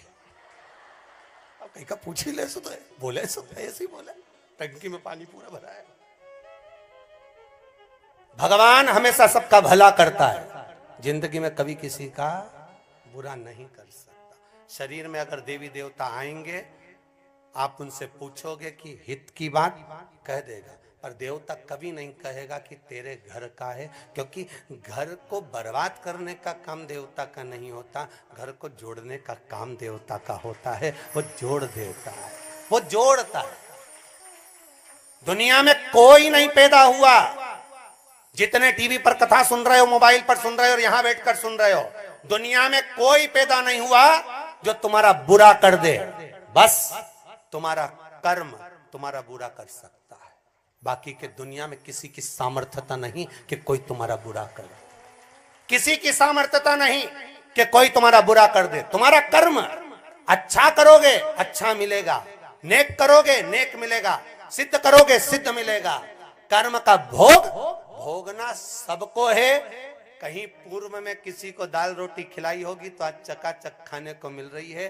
कष्ट अगर जीवन में मिल रहा है तो किसी को कष्ट दिया होगा। भीष्म पितामह को बाणों की सैया पर पटक कर रखा इसलिए क्योंकि राजा थे भीष्म पितामह पूर्व के, जा रहे थे कहीं घूमने के लिए, गंगा के घाट नहाने के लिए। बीच में एक बड़ा सा सांप मिल गया। भीष्म पितामह के शिष्यों ने कहा, सैनिकों ने कहा एक बड़ा सांप पड़ा है। पितामह ने, जो पूर्व में सैनिक बड़े राजा थे, कहा उठाकर साइड में कर दो, उठाकर कांटों में फेंक दिया, झाड़ियों में फेंक दिया। वो कांटे उस सांप को चुभ गए, सांप उसी में तड़प तड़प कर मर गया। सांप तड़प तड़प कर मरा तो भीष्म पितामह को भी बाणों की सैया पर तड़प तड़प कर मरना पड़ा। एक वो गांधारी जिसके नगर में एक हाकिम आकर कहता है कि रानी तुम बड़ी सुंदर हो, मैं तुम्हें सुंदर बनाकर रख सकता हूं बुढ़ापे तक। अच्छा हाँ, क्या करना पड़ेगा? एक औषधि बनाऊंगा, उस औषधि को तैयार कर कर तुम्हें दूंगा, तुम स्नान करना, तुम सुंदर बनी रहोगी बुढ़ापे तक। पूर्व समय की वो गांधारी एक हाकिम के कहने में आकर, बस अंतर इतना है, बात इतनी सी है कि उस दवाई को बनाने में थोड़ा सा हिंसा होगी। भले हिंसा कर्म पर मुझे सुंदर बनना है। 100 केचुए चाहिए, 100 केचुए बुलवाए, रानी ने पिसवा कर उनको दुचवाकर हाकिम को दिए। उसने दवाई मिला कर दी, रानी ने लगाई, सुंदर तो हो गई, मना नहीं है, जो भी करा वो अपनी जगह पर था। पर अगला जब जन्म आया तो जब भगवान कृष्ण से कहती है, कन्हैया मैंने क्या बिगाड़ा था जो मेरे 100 पुत्र मेरे सामने मरे हुए पड़े हैं? भगवान कृष्ण कहते हैं, मैंने किसी का कुछ नहीं बिगाड़ा, ना परमात्मा किसी का कुछ बिगाड़ता है। हे गांधारी, तेरे कर्म का भोग है तो तू भोग रही है। पूर्व में जो तूने 100 केचुए पीसे थे, वही 100 केचुए तेरे गर्भ से पैदा होकर यहाँ पिसा रहे हैं, तेरे गर्भ से पैदा होकर यहाँ पीसे गए। ये कर्म का भोग है जो भोगना है, आज नहीं तो कल भोगोगे। कई माताएं कहती हम तो मर जाएं तो अच्छा, बड़ी दुखी हो गई, हमारी जिंदगी नरक हो गई, मर जाएं तो मर जा। फैशन चल रहा है सुसाइड का, तो बट थोड़ा सा चेंज करो। सुसाइड भी वो फांसी लगाकर नहीं मरना, अपने फैशन चेंज करो। जहर खा के भी नहीं मरना, बहुत लोग मर लिए रे अखबार में, जब देखो जब जहर खा के कुएं में डूब के मर गए। ये सब पुराना फैशन, पर ऊपर से नीचे गिर गए, सब पुराना फैशन। कोई नया फैशन लेके आओ सुसाइड का भी, और वो फैशन केवल एक है मरना ही है तो भगवान का भजन कर करके स्मरण कर कर कर मर जाओ तो भगवान भी के मेरे पास आइए दूसरा जन्म ना मिले। मरो तो ऐसे मरो कि फिर संसार सागर में जन्म ना होए और फिर मरे फिर पैदा हो गए, फिर मरे फिर पैदा हो गए। मतलब ड्यूटी पूरी नहीं करोगे तो टाइम पर दूसरे दिन यूज किया जाएगा, पर काम तो पूरा करना पड़ेगा, तो भोगना तो पड़ेगा। चाहे एक जन्म में भोगो चाहे 10 बार जन्म लेकर भोगो। इसलिए रे भेरू ध्यान रखना, कर्म का भोग तो भोगना पड़ेगा। इसलिए हमने सोच के रखे हैं, बाहर लिखवाएंगे तेरा क्या होगा रे कालिया। भोगना है, वो जन्म लेना पड़े 50 बार लेना पड़े पर भोगना पड़े, आना। तो इसलिए प्लानिंग चेंज करो, बार बार मरोगे जियोगे। फिर देखो अगर ट्रेन में जगह नहीं है, धक्का मुक्की खाकर चढ़ भी जाओगे और धक्का मार दिया और निकाल दिया तो क्या मतलब का। इसलिए आराम से जाओ, जितनी श्वास है पूरी यूज कर कर जाओ। भगवान से भी कह देना मैं तो निसली पड़ी नहीं जाऊं, जा जब तेरे को फुर्सत हो जाना, अपन तो पड़े रहो। और कहीं कहीं का कि मैं तो बहुत तकलीफ में आ गई, मैं तो इतनी कष्ट में, इतना कर्जा हो गया, ऐसा हो गया, मैं तो मर जाऊं तो अच्छा। और तुरंत मरने की सोच, काय को मरे, क्यों मरे? जो प्रेशर दे उसकी छाती पे मूंग डाले, काय को मरे, पड़े रहे उसकी छाती पे, जा नहीं मरू। और जितना जितना वो चिढ़ाए उतना जोरदार खजूर की चोटी बना के जा कर ले, पर नहीं मरू, जा नहीं मरू। कोई के बताओ, जब देखो जब कथा में चली जाऊंगी, जा कोई रोक के बताए, कोई टोक के बताए, अभी पाला नहीं पड़ा है सिहोरवा, नहीं पाला नहीं पड़ा है भोला, अभी पाला नहीं पड़ा तुम्हारा। हो शंकर शंभू से, त्रिकालदर्शी, कैलाशी, अविनाशी शिव से नहीं जाने, रोक दे वाला कहीं का। कितना रोके तुम्हें रसोई घर में जाना से, तुम रुको, दीवाल फान फान के चली जाओ बस।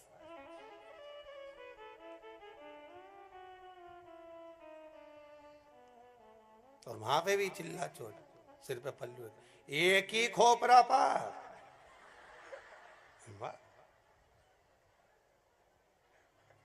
और जो आग दिखाई तो बेचारा परोसगारी, दो ले जा, पांव पड़ू जा, दो ले जा।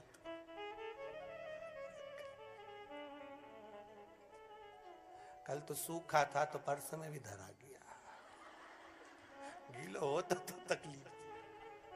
अरे भोले, अरे शंभू, गजब है मेरा भोलानाथ। एक बात तो है, परंतु कुछ भी है, आप लोग आए बहुत अच्छे हो, ये पक्का है, बहुत बढ़िया।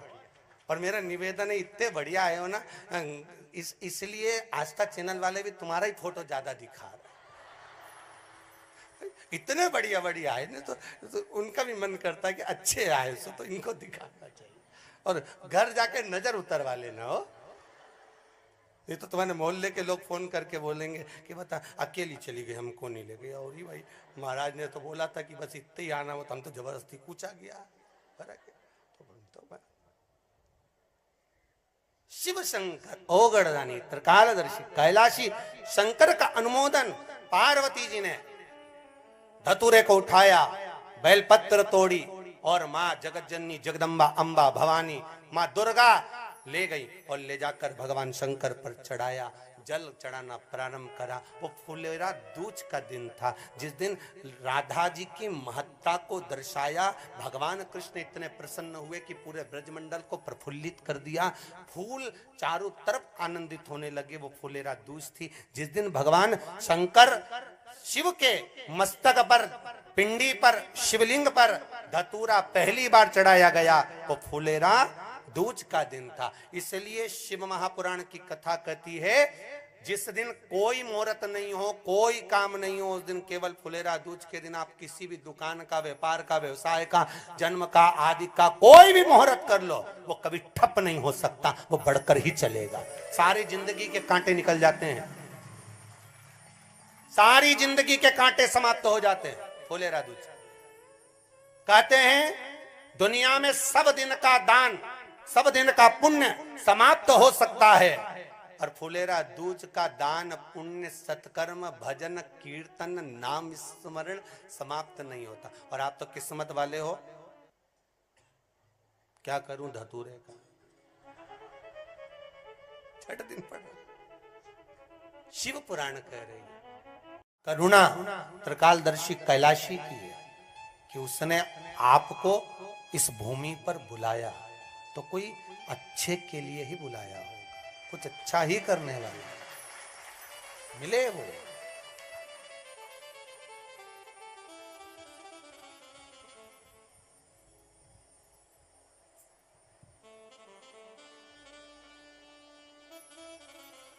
त्रिकालदर्शी है एक शिलाद नाम का ब्राह्मण जो संपूर्ण जीवन भगवान शिव के चरणों में रमा देता है, लगा देता है। संपूर्ण जीवन जिसका शंकर के चरणों में लग जाता है, वो शिलाद भी भगवान शिव की आराधना से शंकर से कहता है कि मुझे पुत्र चाहिए और तुम्हारे जैसा ही चाहिए, कोई दूसरा नहीं चाहिए। अगर पुत्र मिले तो मुझे तुम्हारे जैसा ही मिलना चाहिए। शंकर भगवान बोले मेरे जैसा कहां ढूंढने जाऊंगा, मैं खुद ही आ जाऊंगा। मांगने वाला व्यक्ति भी हो ना तो ऐसी चीजें मांगे ना तो जरा अच्छा भी लगे। महाराज बोलो भगवान शंकर कहां मिलेंगे? अरे तो वो तो सब में समाहित, क्यों ना मिलेगा वो? तुम्हारे जैसा पुत्र चाहिए। शंकर भगवान बोले मैं कहां ढूंढने जाऊं, मैं खुद। और स्वयं नंदीश्वर बनकर बीच मार्ग में उस शिलाद नाम के ब्राह्मण को मिल जाते हैं, और वो नंदीश्वर की उम्र भी कम रहती है। कितना सुंदर कहा है महाराज, जो बेटा माँ बाप को कष्ट देता है वो बहुत जीता है, और जो माता पिता की सेवा करता है वो कम जीता है। उसका क्रम भी देखिए कितना सुंदर है। स्वयं मार्कंडे भगवान से, मार्कंडू जी से कहा गया पुत्र कैसा चाहिए, कष्ट देने वाला या कष्ट मिटाने वाला? मार्कंडू जी कहते हैं कष्ट मिटाने वाला, जो बुढ़ापे तक हमारी सेवा कर दे। पर बाबा कहे कि पुत्र तो हो जाएगा पर उम्र कम रहेगी। जो बहुत पापीड़ा जीव होता है ना, बहुत कष्ट देने वाला, तकलीफ देने वाला, दुनिया को दुख तकलीफ देने वाला, उसको तुम कितना भी कर लो वो मरे ही नहीं। रावण को देख लो, कंस को देख लो, हिरण्यकशिपु को देख लो, हिरण्याक्ष को देख लो, कितना करा गया तो मरे क्या है? इतने बाण दिए फिर भी जिंदा हो गया, बताओ तो भी जी। सिर पे सिर कट गए तो भी जी। सत्कर्म अगर कोई करने वाला है, भगवान की भक्ति में अगर डूबने वाला है, तो अच्छे लोगों की जरूरत जैसे आपको है उसी तरह अच्छे व्यक्ति की जरूरत उसको भी है। भगवान भी कहते हैं बगीचे में से अच्छा फूल लेके आना, बासी नहीं। तुम भी जाते हो तो क्या बेकार लेके आते हो? अच्छा तोड़ कर लाना, अच्छा। तो ये पूरा बगीचा है, यमराज आता है तो अच्छे ही फूल लेकर जाता है, बेकार नहीं। मालूम है अभी तो मुरझा गया, तो कई कई तो बेचारी खटिया पे पड़ी रहे, वहीं पलंग पर गंदगी कर रहे पड़े हैं। 14 बार गीता जी सुना दी, 2 बार गंगा जल पिला दिया, ऐसा लग गया कि सांस रुक गई। गोबर लीप के नीचे सुला दिया, डुकरिया फिर जिंदा हो गई। वापिस पंडित जी को फोन लगाकर पूछ रहे, महाराज हमने सब कुछ करा पर अम्मा नहीं निपट रही, कुछ बताओ। महाराज जी भी मन में सोचे अब क्या निपटेगी, कंजन कित्तों को निपटा दिया होगा। अहंकार, काम, लोभ, विषय, आसक्ति, तृष्णा, वासना इतनी समाहित हो जाती है कि छूट नहीं पाता संसार सागर। भगवान भी कहता रहने दो, ऊपर आते से लड़ाई झगड़ा करेगी, चिल्ला चोट करेगी, काम मतलब नीचे बहुओं की प्राण खान पे पड़ जाए, नहीं चाहिए पड़े। यमराज बोले इसकी आज आखिरी तारीख है। भगवान बोले लेके मत आ जाना। फिर इसकी जगह क्या, जो अच्छा हो उसको देखो। सब्जी के ठेले पे लोग सब्जी खरीदने जाते हैं तो छाट छाट के लाते हैं, छाट छाट कर। जो भगवान से जुड़ा हुआ हो उसकी कीमत एक आनंदित तो तुम खुद देखो ना। अंगूर के ठेले पर जाओ, अभी तो अंगूर मिल रहा है नहीं मिल रहा बाजार में? अरे बोलो तो मिल रहा है। ठेले पर रखा अंगूर को देखना, अंगूर के दाने जो खोखे में गिर जाते हैं वो एक साइड में रखे रहते हैं, और जो अंगूर के दाने वो डंडी से चिपके रहते हैं ना वो अलग रखे रहते हैं। अच्छा बढ़िया जोरदार जोरदार। कीमत देखो दोनों की, इसकी 80 रुपए किलो ने, वो तो 30 रुपया किलो। उससे पूछा इसमें इसमें क्या अंतर, कि ये डंडी से निकली गया, डंडी से छूट गया, ये डाली से निकल गया, कीमत घट गई। बस वही जीवन है। भगवान से जुड़े रहोगे तो 80 रुपए किलो के बने रहोगे, कीमत बढ़ी है। और जहां डंडी से छूटे, शंकर की कथा से छूटे, 30 के भाव में जाऊंगा, खरीदार भी नहीं मिले बाबड़ा। शंकर की कथा से जब तक लगे रहोगे, शिव महापुराण सुनते रहोगे, शंकर के अनुमोदन में डूबे रहोगे, तुम्हारी कीमत दुनिया ही जान सकती है कि क्या भाव की हो जाएगी। तुम दूसरे को बताओगे ना तू ऐसा कर ले, अच्छा, और उसने करा और हो गया, अरे जीजी तू ही थी रे, तेरे बल पे मैंने उपवास करा, मेरा काम हो गया। बोलो हुआ कि नहीं हुआ? कई लोगों ने तुम्हारी कीमत बढ़ा दी, तूने बताया तो मैंने कर लिया, तूने बताया। और तुमने जो कीमत बढ़ी है वो शंकर से जुड़े रहोगे तो कीमत बढ़ी। अंगूर की कीमत वहीं बढ़ी रहती है जो डाली से जुड़ा रहता है, नहीं तो वो खुला तो यूं ही पड़ा 30 रुपया किलो का। कल भी आया बहुत सारा,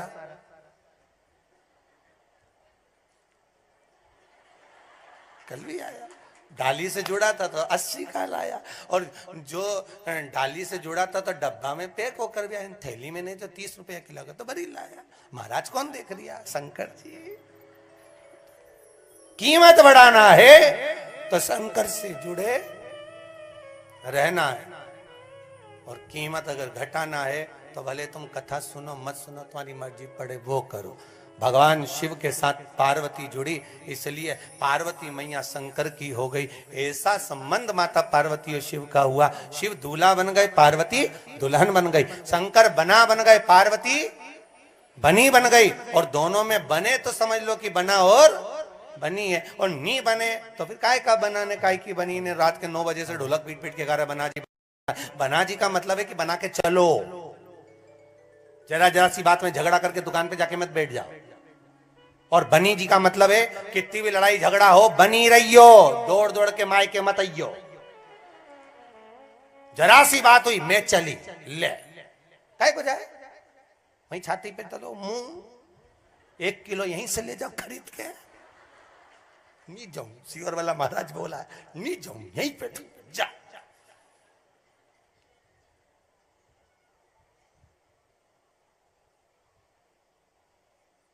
बैठे रहो। शिव कृपालु भगवान शंकर की बारात आ रही है।